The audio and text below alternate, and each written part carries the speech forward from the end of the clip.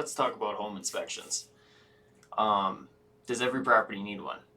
No. Do you have the option of having one? Maybe.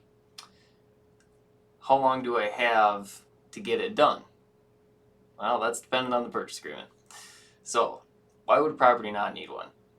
You're buying a piece of land for the land, and there's an old hunting shack on it, and you're just not going to do anything with it. You're going to demolish it anyways.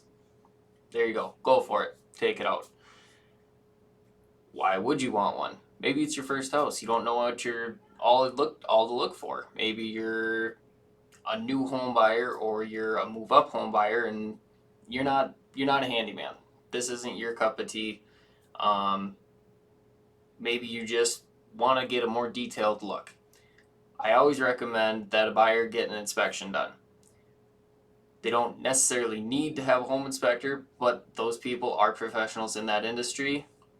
Maybe they have a contractor or something like that that they do work with. They trust their opinion a lot and they want to use them. Or maybe they're just very confident in their own skills and would trust their own opinion when having their own inspection done. You can do any of the sort. In the state of Minnesota, you do not need to have a home inspector do the inspection. However, it's not a bad idea because that is their profession.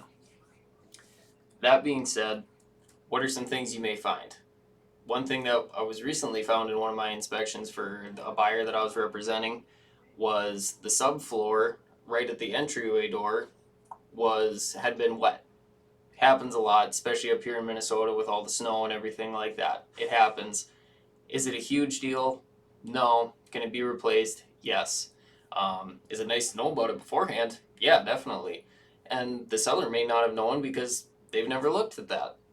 A lot of people don't realize some of the things that are wrong in their home until they have a home inspection because everything's working fine while you're there, or you get used to certain things. Other things that you could find are GFCI outlets, you can find plumbing leaks, you could find floor truss issues in older homes or foundation issues possibly. You know, some of these things are very specific to each property, so anything is possible. You could end up finding holes in the siding or things that need to be done in order to get a FHA, RD, or VA loan through. It's a good time to find that before the appraisal and before any issues were to come up.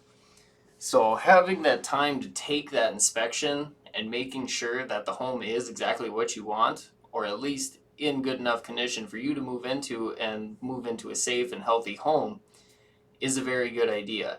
And it gives you time to look at stuff and say, well, you know, that water heater's 10 years old or 15 years old. We should probably budget to replace that soon. You know, the fridge is getting old. This is getting old.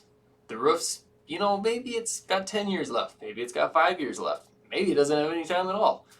You know, and some of these things you can find during your showing, but sometimes you don't notice everything. You only have typically about half an hour to an hour in a showing, and if you're in a big house, you're going to miss some things. So that inspection is a good time to go in, double check, make sure you didn't miss anything, and just be more comfortable when it is time to move into that home.